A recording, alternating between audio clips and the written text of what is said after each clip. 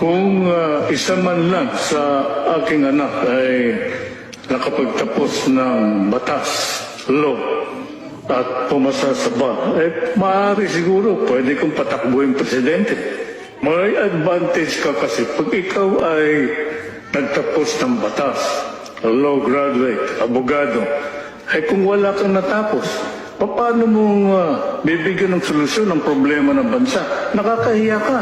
Pabaksak ang Pilipinas. Kung ang isang tao ay ayaw makipagdebate sa kampanya, ibig sabihin, wala siyang plataforma. Wala siyang alam kung paano maging presidente ng bansa. Hindi, influence peddler lahat yan sa Malacanang. Ano ang mangyayari sa ating bansa kung ang papalit isang drug addict?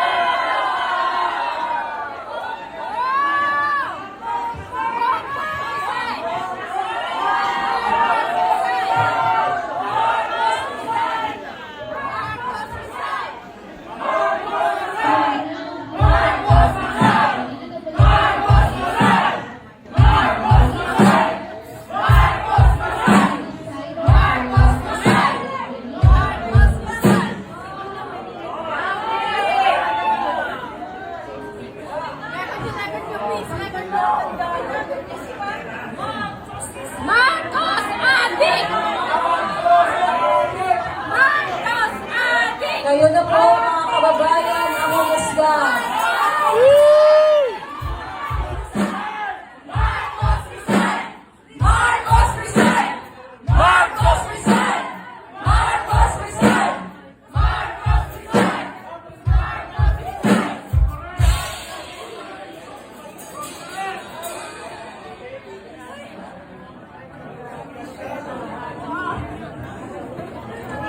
Adik! Hayop! Hayop kang adik ka!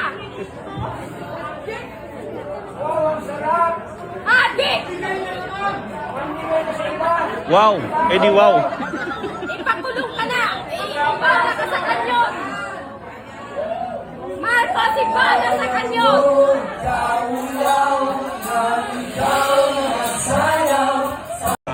Bong Bong uses drugs. We don't like Bong Bong. Get him out of there. Pull him out, okay? Yes. Walang degree. Kailangan ng taong bayan ay isang gobyernong tapat at ang sa ganon ay umangat. Anong silbi ng pagkakaisa kung ang iboboto naman ninyo ay ang mga nagkakaisang magnanakaw? Ay kayo bahala sa buhay ninyo.